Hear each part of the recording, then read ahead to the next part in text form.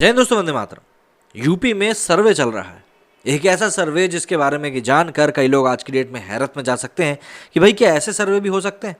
क्योंकि ये जो सर्वे हैं ये साफ तौर पर रोशनी डालने वाले हैं कि भाई ये क्या चीज़ें हमारे समाज में चल रही हैं।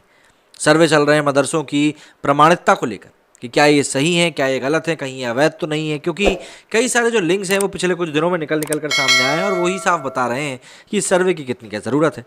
और सबसे बड़ी बात तो यह है कि सर्वे शुरू होने के कुछ दिनों बाद ही कई सारे ऐसे मदरसे जो कि कागजों पर मौजूद थे लेकिन अब वो गायब भी हो चुके हैं। जरा जान लेते हैं इस बार रिपोर्ट के बारे में। उत्तर प्रदेश की योगी आदित्यनाथ सरकार राज्य के मदरसों का सर्वे करवा रही है। ये सर्वे बीते मंगलवार यानी कि 13 सितंबर से शुरू हो चुका है। मदरसों के इस सर्वे के लिए 5 अक्टूबर तक की समय सीमा निर्धारित करी गई है। मदरसों के सर्वे को लेकर उत्तर प्रदेश मदरसा शिक्षा परिषद के अध्यक्ष डॉक्टर इफ्तिखार अहमद जावेद ने कहा कि सर्वे के शुरू होते ही राज्य से करीब 2,500 मदरसे गायब हो चुके हैं। कई सारी मीडिया पोर्टल्स में हुई बातचीत में डॉक्टर इफ्तिखार अहमद जावेद ने कहा कि कोई भी व्यक्ति जो गरीब मुसलमानों के बच्चों को आधुनिक बेहतर शिक्षा देने का पक्षकार होगा वो मदरसों के सर्वे को गलत नहीं ठहरा सकता। हमें समझना चाहिए कि मदरसों के सर्वे का विरोध अब तक कौन और क्यों कर रहा है। असदुद्दीन ओवैसी मदरसों के सर्वे को दूसरे एनआरसी कह रहे थे। उन्हीं के भाईजान अकबरुद्दीन ओवैसी का बेटा अमेरिका में MBBS कर रहा है और बेटी लंदन में लॉ की पढ़ाई कर रही है। उन्होंने लोगों से अपील करी कि ओवैसी की बातों में ना आए। उन्होंने बताया कि वे लोग अपने बच्चों को बड़े अंग्रेजी मिशनरी स्कूलों में पढ़ाकर उनके लिए तरक्की का रास्ता खोलना चाहते हैं, जबकि गरीब के बच्चों को धार्मिक शिक्षा तक सीमित रखा जाता है। क्यों? इसके पीछे केवल राजनीति जिम्मेदार है।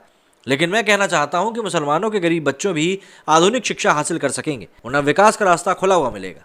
मदरसों के सर्वे का विरोध करने वाले लोगों पर आगे बोलते हुए उत्तर प्रदेश मदरसा शिक्षा परिषद के अध्यक्ष डॉक्टर जावेद ने यह भी कहा कि जो लोग मदरसों के सर्वे का विरोध कर रहे थे वे इसे मुसलमानों के आंतरिक मामलों में सरकार का दखल बता रहे हैं।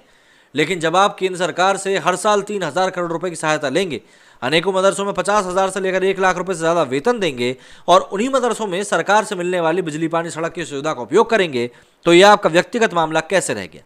सरकार को ऐसे संस्थानों के लिए नियम बनाने और इसके हितधारकों की चिंता करने का पूरा अधिकार, इससे कोई भी नहीं बच सकता।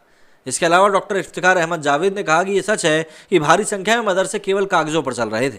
इनके नाम पर आने वाले चंदे ज़कात का पैसा गलत लोगों की जेबों में जा रहा था। जब सर्वे की शुरुआत हुई थी तब यूपी में 19,000 से ज़्यादा मदरसे होने की बात कही जा रही थी, लेकिन अब इनकी संख्या गिरकर 16,500 रह गई, यानी कि 2,500 से भी ज़्यादा मदरसे अब गायब हो चुके हैं। इससे गलत हाथों में जाने वाला पैसा बचेगा और यह पैसा गरीब मुसलमान की शिक्षा पर और भी ज़्यादा बेहतरी से खर्च हो सकेगा। जाहिर सी बात है, अब ये कुछ बातें निकल कर सामने आई हैं तो पब्लिक को और समझना चाहिए कि भाई किस तरीके से सरकार के पैसों का गलत उपयोग किया जाता है। और वैसे भी जो शिक्षा की बात इन्होंने ओवैसी के बच्चों के लिए करी कि भाई उनके जो भाई के लड़के हैं, बच्चे हैं, वो विदेशों में रहकर पढ़ाई कर रहे हैं। अगर इन लोगों को ये वाली तालीम, मदरसों की तालीम इतनी ही फास्ट फॉरवर्ड लगती है तो इनके बच्चे यहाँ क्यों नहीं पढ़ते।